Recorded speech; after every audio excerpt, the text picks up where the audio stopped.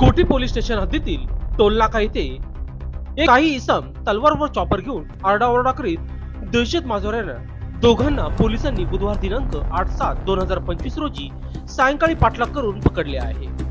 मिथुन जयचंद दुभाषे वय वर्ष 31 राहणार औचित्यवाडी कांचनगाव तालुका इगतपुरी व निलेश रामदास भागडे वय वर्ष 31 राहणार नांदगाव सदो तालुका इगतपुरी असं अटक केलेल्या आरोपींचं नाव आहे।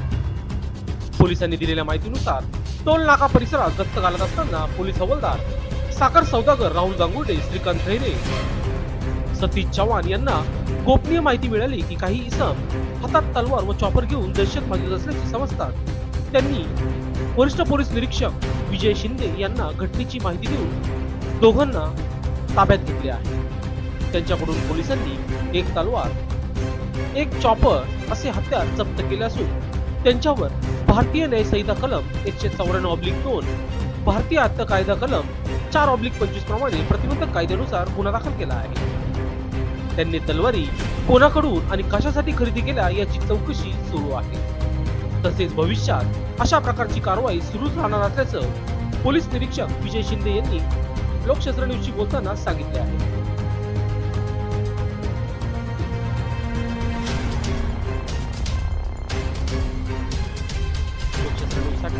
बंटी आढाव, इगतपुरी।